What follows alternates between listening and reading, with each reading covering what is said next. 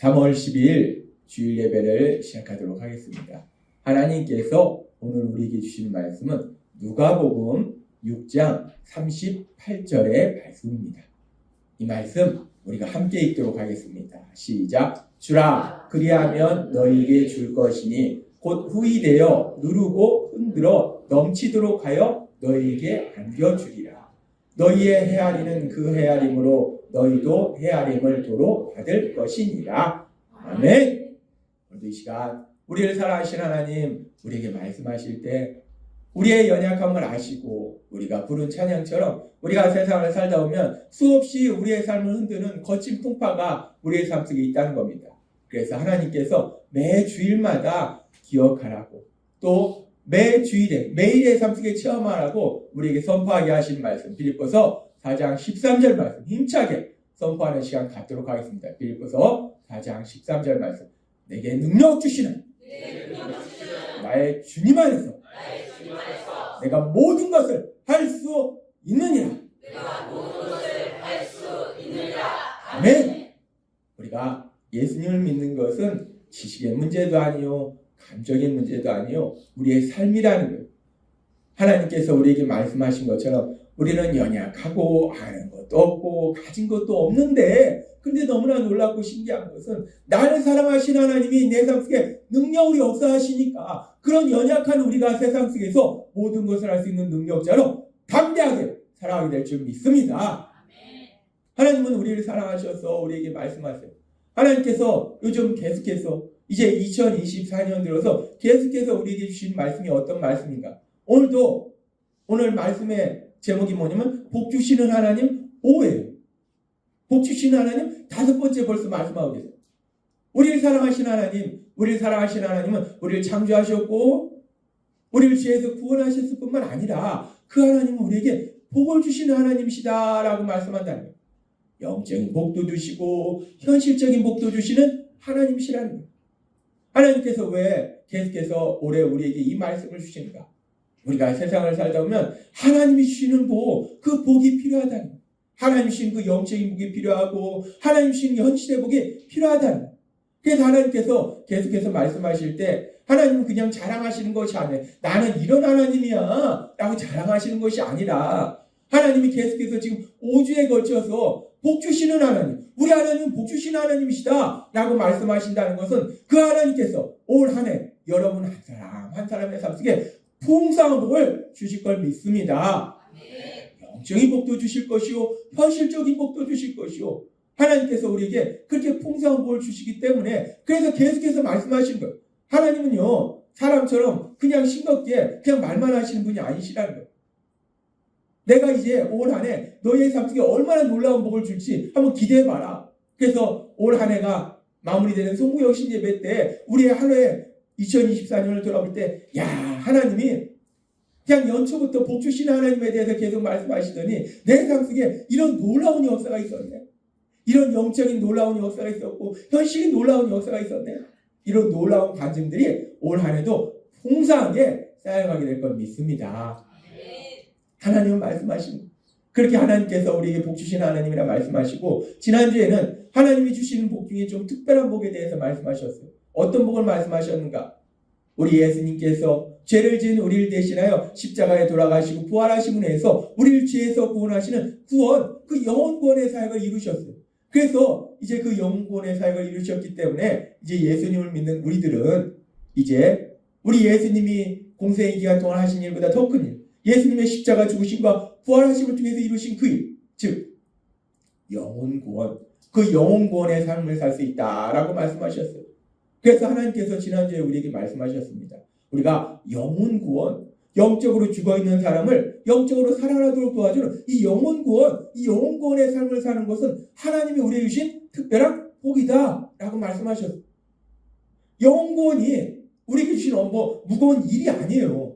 야, 내가 예수님이 가끔 옛날에 저도 부흥회 하면서 올 한해 전도 50명 할 사람, 100명 할 사람 막 손들라 하고 앞으로 나오라 하고 목회자니까 어떻게 합니까? 50명 하겠다고 나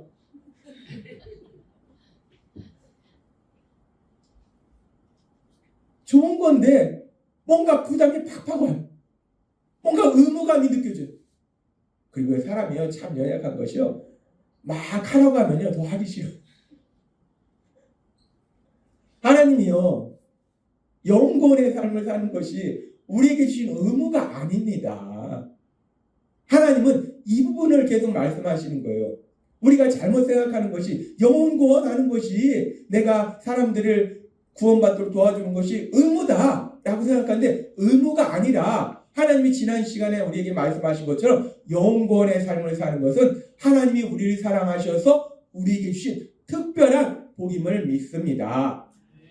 영혼 구원의 삶을 사는 것은 복이라는 거예요. 그러면서 이 영혼 구원의 삶을 사는 것이 하나님의 복이다 그러면 복이 맞아요. 그런데 이 복이 맞는데 근데 이 영혼 구원의 삶을 산다는 것은 내가 영혼 구원을 하면 그 사람이 죄에서 구원받아서 그 사람의 삶 속에 좋은 일이 생기는 거예요. 그 사람의 삶 속에 좋은 일이 생기는 건데 왜 그게 나한테 복인가?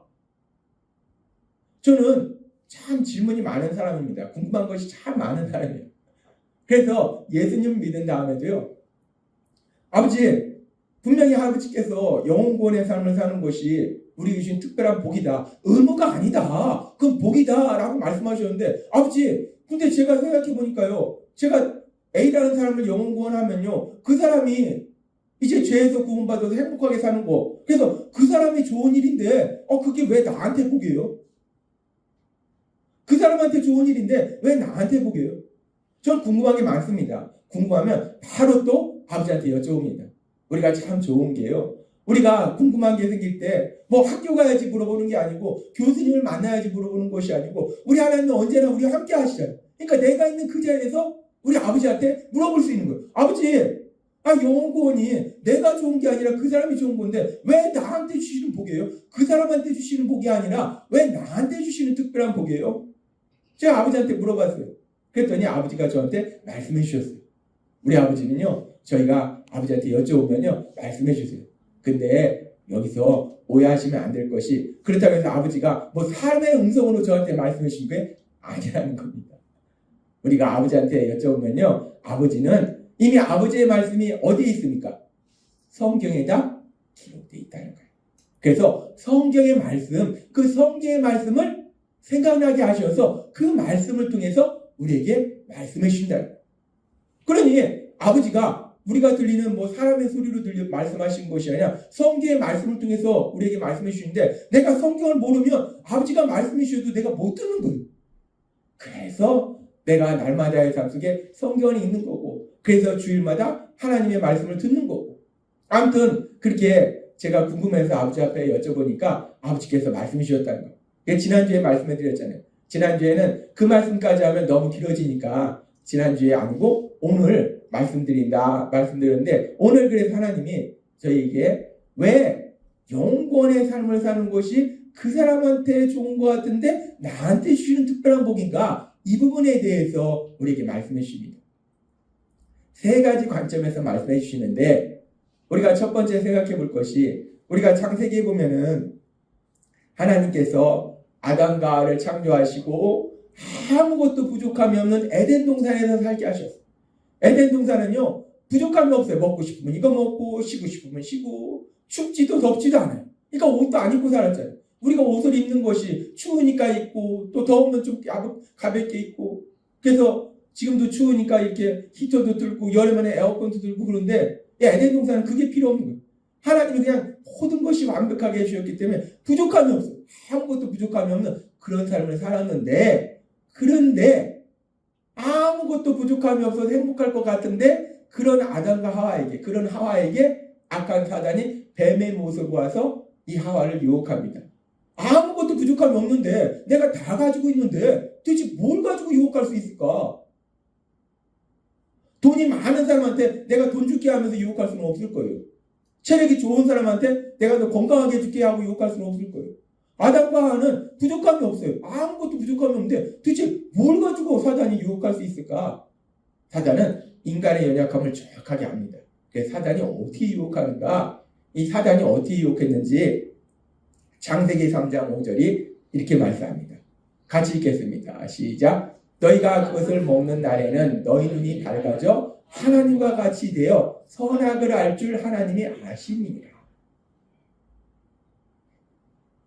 이 악한 사단이 뱀의 모습으로 와서 하나님 먹으면 죽는다 말씀하시고 선악과를 먹으라고 하는 거야. 그러면서 뭐라고 유혹하는가? 먹어봐. 먹으면 일단 먹으면 네가 하나님같이 되는 거야. 하나님이 누굽니까? 아담과 하와를 만드신 창조주예요. 신이에요. 근데 악한 사단이 아무것도 부족함이 없는 그런 아담과 하와에게 와서 유혹할 때 뭐라고 유혹하는가? 선악과를 먹어봐. 그럼 하나님과 같이 될 거야. 라고 유혹하더래요. 아담과 하와가 부족한 게 없었어요. 근데 이 부족한 게 없는 아담과 하와도 이 하와도 하나님같이 된다? 하나님같이 된다고? 나를 만드신 그 하나님? 내가 신과 같은 존재가 된다고? 그러니까 이 하와가 그래? 내가 하나님같이 돼? 그럼 먹어야지 하고 이 선악과를 먹더라는 거예요. 하나님과 같이 된다니까 선악과를 먹습니다. 그리고 이 선악과를 먹었을 때 이 사단의 말처럼 하나님같이 되는가? 사단은 거짓말장이잖아요. 하나님같이 되는 것이 오히려 아담과 하와를 사랑하시고 아담과 하와에게 모든 것을 주신 그 하나님, 그 하나님과의 관계가 끊어져서 이제 저주와 고통 속에 살게 되는 거예요. 그래서 우리가 이 말씀을 묵상해 볼 때 아주 중요한 진리를 알 수 있는데 아무것도 부족함이 없는 그 아담과 하와에게 뭐가 욕심이 났는가? 하나님과 같이 된다는 거. 신과 같이 된다는 거. 이것이 욕심이 나더라는 거예요. 그만큼 하나님같이 된다? 이건 엄청난 일이라는 거예요. 너무나 좋은 일이라는 거예요. 그런데 아담과 하와는 사단의 거짓말에 속아서 선악과를 먹음으로 해서 하나님과 같이 되는 끼는커녕 오히려 고통의 삶으로 들어가더라고요. 그런데 이제 우리 하나님께서 우리를 사랑하셔서 우리 예수님 죄를 지은 우리를 대신하여 십자가에 돌아가시도록 허용하시고 그 예수님이 부활하심으로 인해서 우리를 죄에서 구원하시는 영원구원, 그 영원구원의 사역을 이루신 이후에 이제 우리의 죄를 회개하고 예수님을 나의 구주요 주님으로 믿는 우리들에게 하나님께서 말씀하실 때 놀라운 말씀을 주세요. 하와가 하나님과 같이 되고자 선악과를 먹었지만 하나님과 같이 되는 것이 아니라 오히려 고통의 삶으로 빠져들어갔는데 이제 예수님을 구주와 주님으로 믿는 우리에게는 하나님이 친히 우리에게 말씀하실 때 뭐라고 말씀하시는가? 놀라운 말씀을 주시는데요. 베드로후서 1장 3절과 4절은 이렇게 말씀합니다. 이 말씀 우리가 함께 읽도록 하겠습니다. 시작. 그리스도께서는 신적인 능력으로 생명과 경건에 관한 모든 것을 우리에게 주셨습니다. 이것은 자신의 영광과 선으로서 우리를 부르신 분을 우리가 알게 될 때 얻어지는 것입니다. 이것으로 그리스도는 아주 소중하고 중대한 약속을 우리에게 주셨으며 이 약속을 통해 여러분이 세상의 파괴적인 정욕을 피하여 신의 성품에 참여하도록 하셨습니다. 아멘.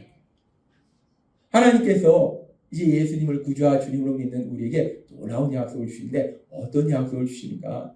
우리 예수님을 통해서 우리가 죄에서 구원받을 때 지금 말씀해 보니까 신의 성품에 참여하도록 하나님의 성품에 참여하도록 하나님의 성품을 우리도 가지도록 즉 뭐냐? 우리가 하와가 그렇게 바랬던 하나님과 같이 되는 그런 놀라운 복, 그 복을 누린다라고 말씀하시더라고요.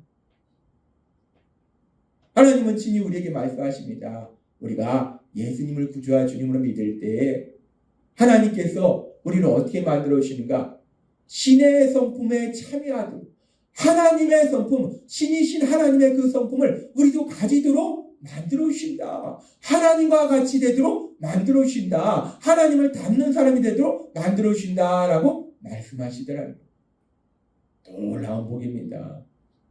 우리가 예수님을 구주와 주님으로 믿을 때 하나님은 우리에게 말씀하시는 거예요. 우리가 하나님이 가진 성품, 그 성품을 우리가 가진다는 거예요. 우리가 하나님과 같이 된다는 거예요.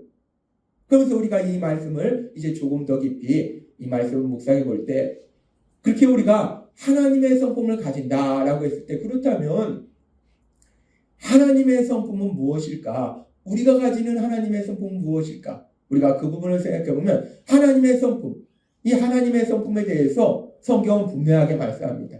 우리가 믿는 하나님, 그 하나님의 성품이 무엇인가? 하나님의 성품은 무서움인가? 하나님의 성품이 도대체 무엇인가? 하나님의 성품이 무엇인지 성경은 분명히 말씀할 때 요한일서 4장 8절을 통해서 우리에게 명확하게 말씀해 주십니다. 이 말씀 우리가 함께 읽도록 하겠습니다. 시작. 사랑하지 아니하는 자는 하나님을 알지 못하나니 이는 하나님은 사랑이십니다. 아멘. 하나님의 성품이 뭔가? 하나님은 사랑이라는 것. 그리고 여기서 아주 중요한 말씀을 합니다. 사랑하지 아니하는 자는 하나님을 알지 못한다. 사랑하지 않는 사람은 하나님을 알지 못한다는 것. 하나님을 믿는 사람이 아니라는 것. 근데 하나님이 우리에게 말씀해 주셨다시피 이 사랑하지 않는다는 것이 내가 단순히 사랑하는 마음을 안 가지고 있다. 또 사랑하지 않는 거예요. 근데 더 많은 사람들이 사랑하지 않는 건 뭐냐면 내가 사랑하는 마음을 가지고 있는데 그런데 내 말과 행동을 통해서 상대방한테 상처를 준다. 하나님이 분명히 말씀하세요. 이건 사랑하는 게 아니고 사랑하지 않는 거다라고 말씀합니다. 그리고 사랑하지 않는 것은 하나님을 모르는 거다라고 말씀합니다. 하나님은 말씀합니다. 하나님의 성품이 뭐냐? 사랑이라는 거. 하나님의 성품은 사랑이고 그렇다면 그렇게 사랑이라는 것은 단순히 마음만 내가 너 사랑해 라고 가지고 있는 것이 아니라 내 행동과 말이 그 사람한테 상처를 주는 것이 아니라 반대로 그 사람이 참된 행복을 누리도록 도와준다는 거예요. 그래서 이 하나님의 성품이 사랑인데 이 하나님의 성품인 사랑이 실제적인 놀라운 역사로 나타나는 게 있는데 그것이 무엇인가? 하나님의 사랑, 그 하나님의 사랑이 가장 크게 나타나는 것이 무엇인가? 성경은 그 부분에 대해서도 말씀해 주세요.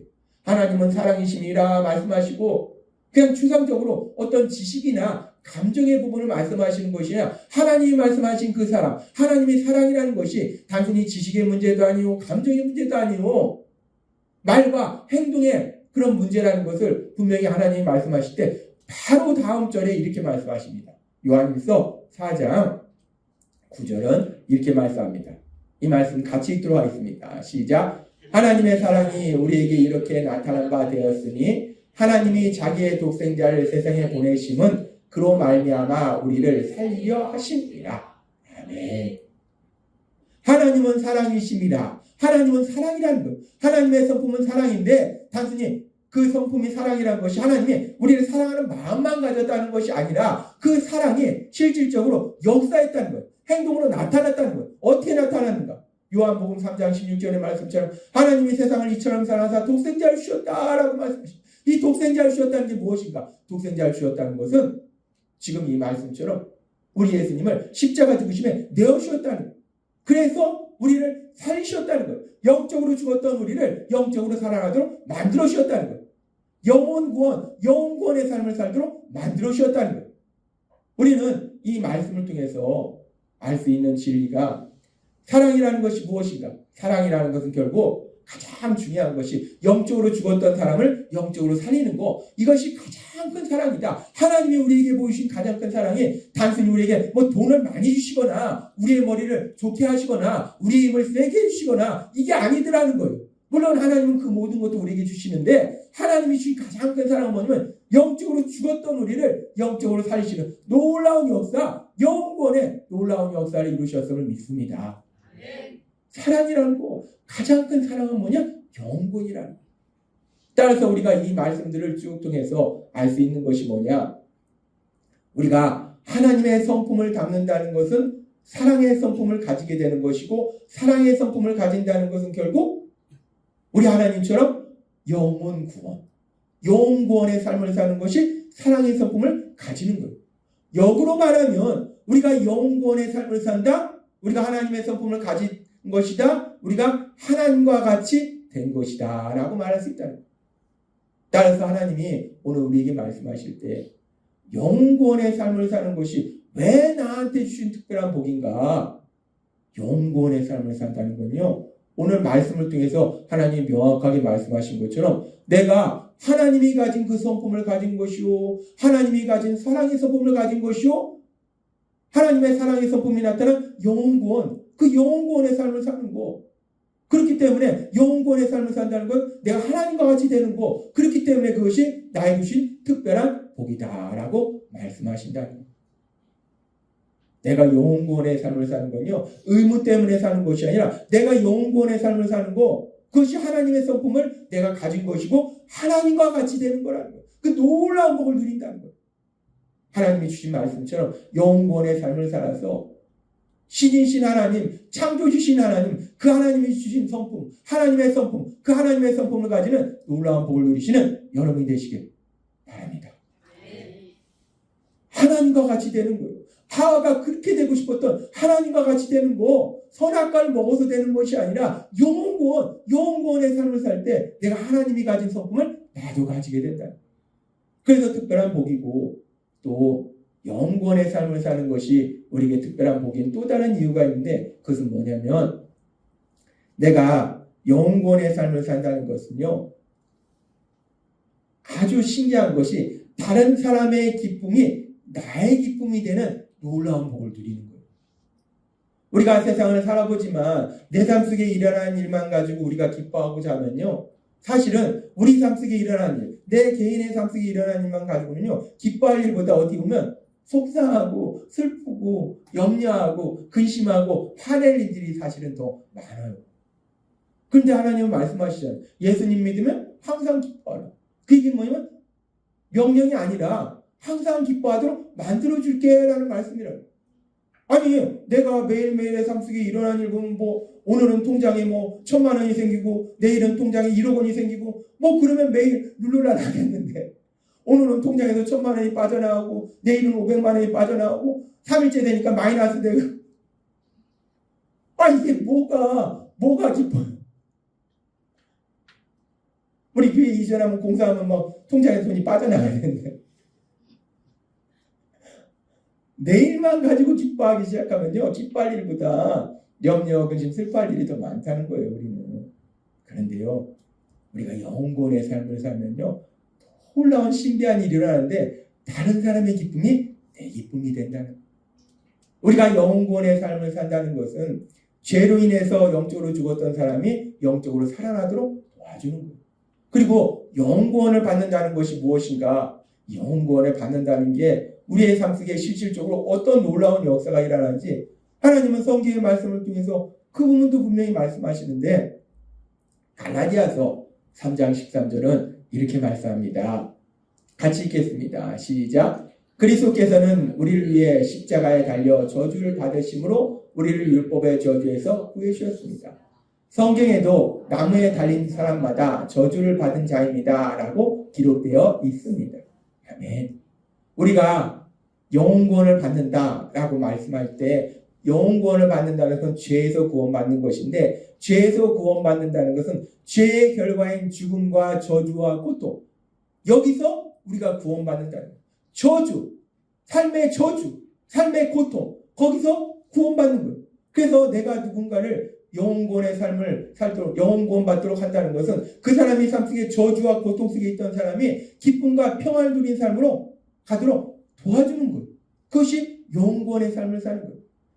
그런데 참으로 신기한 건요, 그래서 그 사람이 구원받지 못했을 때, 저주와 고통 속에서 살고 있을 때, 나를 통해서 그 사람이 영혼구원 받아서 그 사람이 하나님 주신 참된 기쁨과 평안을 누리는 모습을 보면, 신기한 건요, 그 사람이 누리는 그 기쁨, 그 구원의 기쁨, 구원 후에 하나님의 역사하심을 위해서 그 사람이 체험하는 그 놀라운 기쁨, 그 기쁨이 나의 기쁨이 되는 놀라운 역사가 일어나더라고요. 이 부분에 대해서 너무나 명확하게 체험한 바울사도는 얼마나 많은 사람들이 죄에서 구원받도록 돕는 영혼구원 사역을 감당했습니까?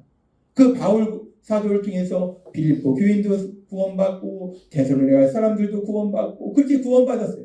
그랬을 때 바울사도는 이 놀라운 역사를 체험했어요. 그래서 바울사도는 성경에서 고백하는데 뭐라고 고백하는가? 빌립보서 4장 1절과 데살로니가전서 2장 20절에서 바울 사도가 이렇게 고백합니다. 같이 읽겠습니다. 시작. 그러므로 나의 사랑하고 사모하는 형제들, 나의 기쁨이요 면류관은 사랑하는 자들아, 이와 같이 주 안에 서라. 너희는 우리의 영광이요 기쁨이라. 아멘. 바울 사도는 고백합니다. 빌립보 교회 성도님들은 바울 사도를 통해서 영혼 구원 받았어요. 그 빌립보 교회 성도님들 향해서 바울 사도가 뭐라고 얘기합니까? 너희는 나의 기쁨이다 라고 얘기해요. 데살로니가 교회 성도님들은 바울 사도를 통해서 구원받았어요. 그 데살로니가 교회 성도님들을 향해서 바울 사도가 얘기할 때 너희는 나의 기쁨이다 라고 얘기하더라고요.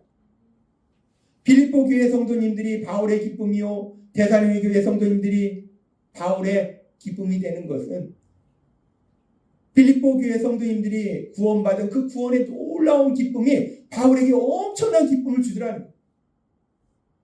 구원받은 그들이 느끼는 그 기쁨이 바울의 기쁨이 되더라는 거예요. 데살로니가 교회 성도님들이 구원받아서 느끼는 그 구원의 기쁨이 바울의 기쁨이 되더라는 거예요. 또한 구원받아서 빌립보 교회 성도님들, 데살로니가 교회 성도님들, 그들의 삶 속에 하나님이 역사하시면서 그들의 삶 속에 체험하는 그 놀라운 기쁨, 그 기쁨이 내 기쁨이 되더라는 거예요. 바울 사도는 이 놀라운 진리를 체험한 거예요. 영구원의 삶을 사는 것이요 우리에게 왜 복인가? 하나님이 오늘 우리에게 분명히 말씀할 때요, 우리가 영구원의 삶을 산다는 건요, 단순히 내 기쁨으로만 사는 것이 아니라 다른 사람의 기쁨이 나의 기쁨이 되는 놀라운 역사, 그 신비한 역사, 그 기적을 체험하게 될 줄 믿습니다. 그래서 영구원이 우리에게 주신 복인 거예요. 신기하잖아요. 우리가 누군가가 구원받도록 도와주면요, 그 사람의 삶 속에 느끼는 그 기쁨이 어떻게 보면요, 우리가 자녀를 기를 때 자녀가 느끼는 그 기쁨보다 우리가 더 기뻐요. 마찬가지로 우리를 통해서 누군가 구원받으면요, 그 사람의 삶 속에 좋은 일이 있어서 기뻐하면 내가 더 기뻐요. 신기하잖아요. 그렇게 다른 사람의 기쁨이 내 기쁨이 되는 놀라운 역사, 그 기적을 체험하더라는 거예요.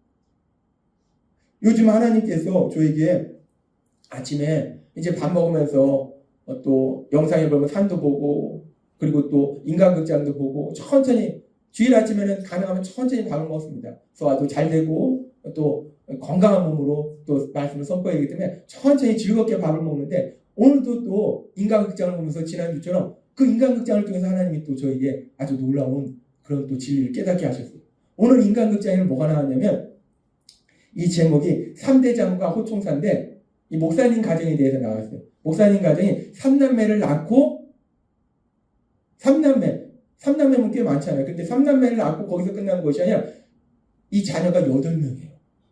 와, 이 목사님이 뭐 이렇게 자녀를 많이 낳나. 3명은 혈육을 통해서 낳았고 5명은 마음으로 낳았어요. 5명을 입양한 거예요. 그러면서 이제 PD가 이 가정을 쭉 찍으면서 그러면서 이제 이 가정에 딸이 있잖아요. 딸이 이 부모님이 자기의 선택도 아니고 부모님이 동생들을 계속 아들들만 또 입양했어요. 5명의 아들들을 입양했으니 그러니 큰딸이 이 애들을 돌봐야 되잖아요. 그러니까 우리가 생각할 때는 힘들잖아요. 지네끼리 살면 좋은데 야 엄마 아버지가 왜 애들을 5명이나 입양해가지고 걔네들 돌봐야 되니까. 하나기는 막내는 뭐 1개월 됐을 때 입양을 했더라고요. 그러니까 대부분 그러니까 이제 PD가 물어봐요. 그 딸한테 그렇게 이렇게 아이들을 돌보는 것이 힘들지 않냐? 라고 물어봐요.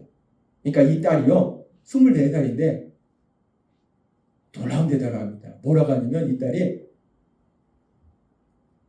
우리가 힘든 것이 아니라 사랑하는 겁니다. 라고 얘기하대요. 저보다 훌륭하더라고요. 24살짜리 딸이 사실 현실적으로 그 아이들을 다 돌보고 하는 것이 쉽지는 않잖아요. 근데 이 딸이 그러는 거예요. 힘든 것이 아니라 사랑하는 거예요. 그 얘기는 뭐냐면 힘든 게 아니라 이 아이들을 돌보는 것이, 동생들을 돌보는 것이 기쁘고 행복하다라는 거예요. 동생들이 그냥 놔두면 고통의 삶을 살잖아요. 근데 그 고통의 삶에서 벗어나서 이 가정 와서 행복하게 사는 그 모습을 보는 게 그게 이 딸한테도 행복이더라는 거예요. 오늘 말씀과 연결해서 우리가 영원의 삶을 산다는 것이 영혼 구원 받는 것이, 나는 이미 영혼 구원 받았어요. 근데 그 사람이 영혼 구원 받도록 하는 게 그 사람이 기쁘고 좋은 거예요. 근데 참으로 신기한 것은 그 사람이 기쁘고 좋은 것이 내가 나를 통해서 그 사람이 영혼 구원 받을 때 그 기쁨이, 그 행복이 나에게 것이 되더라는 거예요. 하나님은 오늘 우리에게 놀라운 진리를 말씀해 주십니다. 영혼 구원 의무가 아닙니다. 뭐 내가 교회에 따라서는 뭐 장로 권사 직분 받을 때 이 전도 몇 명 했는지도 막 검사하고 이런 것도 있어요. 물론 장로 권사 믿음의 사람이니까 자연히 영혼권의 삶을 살았겠죠. 그런데 그게 또 부작용은 어느 순간에 그게 의무로 다가온다. 영혼권 의무가 아닙니다. 영혼권은 하나님이 날 사랑하셔서 나에게 주시는 특별한 복임을 믿습니다. 영혼권은 복이에요. 내가 복 받는 겁니다. 그리고 영혼권이 왜 복인가? 하나님이 또 놀라운 말씀이신데 오늘 우리에게 주신 말씀 너무나 신나는 말씀입니다. 누가복음 6장 38절 말씀 같이 읽도록 하겠습니다. 시작. 주라 그리하면 너에게 줄 것이니 곧 후이되어 누르고 흔들어 넘치도록 하여 너에게 안겨주리라. 너희의 헤아리는 그 헤아림으로 너희도 헤아림을 도로 받을 것이니라. 아멘. 우리 하나님이요 우리에게 말씀하실 때 하나님은 우리에게 뭐라고 말씀하시는가? 내가 너한테 많은 걸 줬으니까 그걸 꽁꽁 숨겨두고 창고에 꽁꽁 넣고 너만 조금씩 뭐 꿀감 빼먹듯이 너는 조금씩 그걸 가지고 재밌게 살아. 하나님이 절대 그렇게 하시지 않는다는 거예요. 하나님은요 우리에게 주셨어요. 주셔놓고 뭐라고 하시냐? 야 내가 너 그거 준 거 있지? 그거 저기 김 집사님한테 줘. 박 집사님한테 줘. 홍 집사님한테 줘. 하나님은요 주셔놓고 물론 우리도 쓰는데 우리는 생각할 때 우리가 쓸 만큼 쌓아놓는 거 가지고 만족 못합니다. 내 아들과 손자와 증손주와 그 다음에 뭔지 모르겠는데 아무튼 계속 몇 대 손까지 이렇게 쓸 만큼 쌓아놔야지 내가 좀 모아놨구나 이렇게 생각한다. 그래서 우리는 계속 쌓아놓고 싶은데 하나님은 그렇게 말씀하시지 않아요. 하나님은 야 그거 줘. 이 사람도 주고 저 사람도 줘. 그리고 하나님이 말씀하세요. 그런데 놀라운 말씀을 주시는데요. 주라. 그러면 너가 힘들고 고통스럽게 살 것이다 라고 말씀하시지 않더라는 거예요. 줘. 그러면 곧 후이되어 누르고 흔들어 넘치도록 하여 너에게 안겨주리라. 하나님이 말씀하신다. 사람들한테 나눠줘. 그러면 내가 흔들어서 꽉꽉 눌러가지고 넘치도록 그렇게 많이 너에게 또 줄게. 라고 말씀한다. 하나님이 우리에게 은혜 주셨고 사랑을 주셨어요. 영혼구원의 삶을 산다는 것은 사랑이에요. 우리가 그 사랑을 사람들한테 나눠주면 하나님이요 우리에게 이 말씀 그대로 후이되어 누르고 흔들어 넘치도록 하여 여기 계신 여러분들에게 주실 걸 믿습니다. 하나님이 약속하신다는 거예요. 우리가 영혼구원의 삶을 통해서 사랑의 삶을 살면요 사랑의 삶을 산다는 것이 기도도 하고 내가 그 사람 힘들 때 가서 위로도 해주고 또 때로는 내가 물질적으로 그 사람 밥도 사주고 뭐 그럴 때도 있어요. 그렇게 우리가 영혼구원의 삶을 살 때 하나님께서 이 말씀 그대로 우리의 삶 속에 풍성하게 채워주실 걸 믿습니다.